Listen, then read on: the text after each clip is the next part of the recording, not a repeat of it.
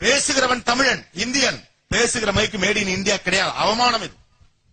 இவ்வளவு பெரிய அறிவையும் எல்லாத்தையும் வச்சுட்டு வெறும் தொழிலாளியாகவே நாம் தொடர்ந்து இருப்போம் என்றால் இது இந்த தேசத்தினுடைய அறிவுக்கு நாம் செய்கிற விரோதம். கஷ்டப்பட்டு படிக்க வைத்த அம்மா அப்பாவுக்கும் கல்லூரிக்கும் நாம் செய்கிற தீங்கு. கொஞ்சமேனும் நமக்கு இந்த சுயமரியாதை வேண்டும். We should have more self-esteem to produce more products.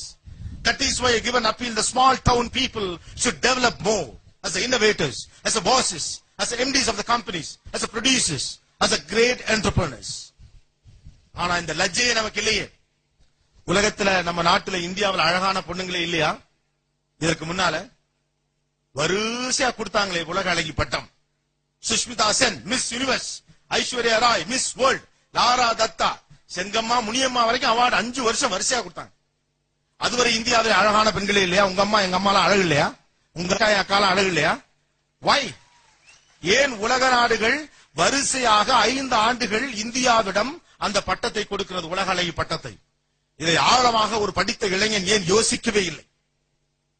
The international cosmetic companies wanted to dump their products in India. India மிகப்பெரிய சந்தை என்ற அடையாளம் கொண்டு கொண்ட உலக நாடுகள் தங்களுடைய படைப்பை கொண்டு வந்து விற்பதற்கான சந்தையாக இந்தியாவை மாற்ற முயற்சித்தது. இன்னமும் சொல்ல போனா அந்த ஓல்ட் ப்ராடக்ட்ஸ் டம்பிங் யார்டாக, ஒரு குப்பை மேடாக இந்தியாவை பயன்படுத்த வேண்டும் என்ற ஆசை அவர்களுக்கு இருந்தது. அதான் குடு, வரிசையா குடு. லாரா தத்தா வரைக்கும் உலக அழகி பட்டம். இன்னைக்கு நீங்க ஒரு பொண்ணெல்லாம் கடத்த வேணாம், அந்த பெண்ணுடைய கைப்பையை கடத்தினாலே 3000 ரூபாய் கிடைக்கும். உள்ள பாருங்க இருக்கு. How it happened? சிந்தூர் பொட்டு எங்க போச்சு? ஐடெக்ஸ் கும்கும் எங்க போச்சு? கண்மை எங்க போச்சு? எல்லாம் போச்சு. முதலாளியா இருந்த நாம் இன்னைக்கு தொழிலாளியா வந்து உட்கார்ந்துருக்கோம். உள்ளூரிலேயே உங்களை வைத்துக் கொண்டு உலக நாடுகள் ஆண்டு கொண்டிருக்கின்றன.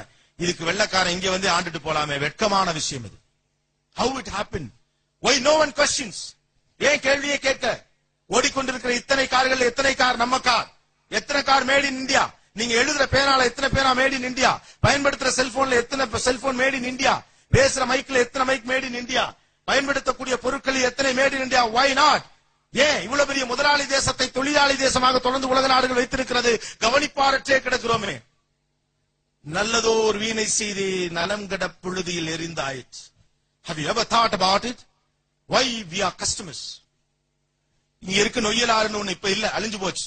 இந்த நொய்யல் ஆற்றின் வழியாக கோயம்புத்தூரிலிருந்து ரோம் நகர் வரை வியாபாரம் நடந்திருக்கிறது. கடல் வணிகம் என்றால் என்னவென்றே தெரியாத காலத்திலிருந்தே பர்மாவுக்கும் இந்தோனேசியாவுக்கும் கப்பலிலே சரக்கு அனுப்பி இருக்கிறோம். ஐரோப்பாவின் பல முனைகளில் இந்திய வியாபாரம் நடந்திருக்கிறது. We were the bosses. We never be just laborers. ஆனா இன்னைக்கு உலக நாடுகள் உங்களை சந்தையாக்கி வைத்திருக்கிறது, அறிவாளிகளை முடமாக்கி வைத்திருக்கிறது. படித்த இளைஞர்கள் யோசிக்காத தேசம் பயப்படுகிற தேசம் என்று சொல்லி இருக்கிறார். படித்த இளைஞர்கள் யோசிக்க வேண்டிய தருணம் இது. ஒரு மைதாமா ரொட்டி மேல தக்காளியும் வெங்காயத்தையும் போட்டு பீஸான்னு கொண்டாந்து அவனால உங்ககிட்ட விற்க முடிஞ்சிருச்சு. He has marketed his pizza to you. It's a cultivated taste. We were not familiar with that idea. நமக்கு ஒரு பொருள் சூடாக இருக்க வேண்டும், அது அவிக்கப்பட்டு இருக்க வேண்டும், அதுல இந்த இன்கிரிடியன்ஸ் இருக்குன்னு உடம்பே அதற்கு பழகி இருக்கிறது. ஆனா உங்ககிட்டயே கொண்டு வந்து உங்களுக்கு பொருத்தமே இல்லாத, உங்களுக்கு தேவையப்படாத ஒரு பொருளை ஒரு வெள்ளைக்காரனால் விற்க முடிந்திருக்கிறது. பெயர் பீஸா. ஏன் உங்களால இட்லியை விற்க முடியல? Why you never thought to product it? எவ்வளவு பெரிய ப்ராடக்ட் அது. குழந்தை சாப்பிடலாம். உலகம் முழுவதும் குழந்தைகளுக்கு கொடுக்க சொல்லி பீடியாட்ரிஷியன் சஜஸ்ட் பண்ணக்கூடிய ஃபுட் பேரு இட்லிங்க. இட்லி. அதுக்கு குஷ்புன்னு பேரு வச்சுட்டு சினிமா பார்த்துட்டு சிரிச்சுக்கிட்டு இருக்கோம். வெக்கம், அசிங்கம். Why we didn't market idli to the market? Do you know the favorite food of the world community? இந்த ஒட்டுமொத்த உலகத்தினுடைய பிரதானமான உணவு, விரும்புகிற உணவு. It is a statistics. ஆய்வறிக்கையின் அடிப்படையிலே சொல்லப்பட்டிருக்கிறது. உலகம் முழுவதும் 72% மக்கள் நேசிக்கிற உணவுக்கு பேர் என்ன தெரியுமா? மசால் தோசை. மசால் தோசை தான் உலக மக்களுக்கு பிடித்த உணவு. Have you marketed it? பண்ணீங்களா? ஏன் மார்க்கெட் பண்ணல? பீஸாவை மார்க்கெட் பண்ண முடிஞ்சிருச்சு, KFC சிக்கனை மார்க்கெட் பண்ண முடிஞ்சிச்சு, மெக்டி மார்க்கெட் பண்ண முடிஞ்சிச்சு, எல்லாத்தையும் வாங்கி திங்க முடிஞ்சிச்சு நமக்கு. Why we didn't market anything? ஏன் யோசிக்கவே இல்ல? We have lot of exclusive product. ஜூட்டுக்கு இந்தியா மோனோபோலி. ஜூட்டோட மோனோபோலி உங்ககிட்ட இல்ல. ரைஸே உங்க கையில இல்ல. மஞ்சள் தாலியில போடுற விஷயம் நம்ம ஊர்ல பேட்டன் ரைட் உங்ககிட்ட இல்ல. வேம்புக்கு பேட்டன் ரைட் ஒருத்த விலை பேசிட்டு இருக்கலாம். இதனால நம்ம புதுசா என்னமோ பேசிட்டு இருக்கான், பார்லிமெண்ட் மாதிரி இருக்குல்ல. பேட்டன் ரைட்னா என்னன்னு நான் கவலைப்படல. என் கதவுக்கு ஜன்னலுக்கு ஆபத்து வராத வரைக்கும் எனக்கு கவலையே கிடையாது. நான் பிஇ படிப்பேன், படிச்சுட்டு 25,000 சம்பளத்துக்கு போவேன். எங்க அப்பா ஒரு பிள்ளைய பார்த்து கட்டி வைப்பாரு, 100 பவுன் கட்டாயமா கேட்பேன். காரு மாமனார் வீட்டுல வாங்கி கொடுத்துருவாங்க. ஊர் தாண்டி அரை பக்கத்துல ஒரு வீடு கட்டி மாடியில கட்டில் போட்டு ஆடி புள்ள பத்து செத்து போயிருவேன். சாவலாம் அதுக்கு. Let us die for that. Why? இந்த சுய கௌரவம் நமக்கு வேணும். Let the world market look at you. இவ்வளவு பெரிய ஆதார சக்தியை கையில் வைத்துக் கொண்டு வீணே காத்திருந்தால் வரலாறு நம்மளை கேலி பேசிடும். எவ்வளவு நாளைக்கு கரிகாலன் வரலாறு பேசுவீர்கள்? எவ்வளவு நாளைக்கு சோழ வரலாறு பேசுவீர்கள்? எவ்வளவு நாளைக்கு பாண்டிய வரலாறு பேசுவீர்கள்? எவ்வளவு நாள் மௌரிய வரலாறு பேசுவீர்கள்? எவ்வளவு நாள் காந்தி பேசுவீர்கள்? எவ்வளவு நாள் முர்டாக் பேசுவீர்கள்? என்றைக்கு உங்களை உலகம் பேச போகிறது? Do you want to follow the history or do you want to create a history? Just the question is on you. வரலாற்றை பின்பற்றுகிற சராசரி மனிதர்களாக உங்கள் வாழ்க்கையை நீங்கள் வடிவமைத்துக் கொள்ளப் போகிறீர்களா, அல்லது வரலாற்றை உருவாக்க போகிற மாமனிதர்களாக முடிவெடுத்துக் கொள்ளப் போகிறீர்களா? எல்லா மனுஷருக்குள்ளே ஒரு மிருகம் இருக்கிறது, வெளியே கொண்டு வாங்க. இந்த சமூகம் உங்களுடைய வருகைக்காக காத்திருக்கு. உங்கள் சம வயது ஒத்த ஒரு சாமானிய மனித பஞ்சர் ஒட்டிட்டு இருக்கான் ரோட்டு கடையில உட்கார்ந்து. What the mistake he has done.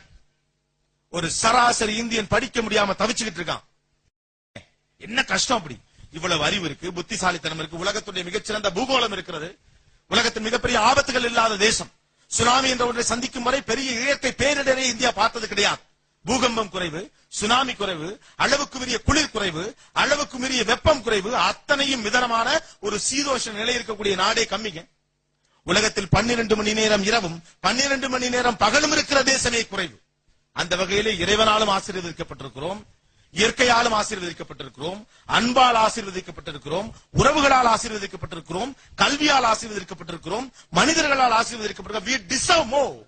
We blessed more. But why not? ஏன் நடக்கல?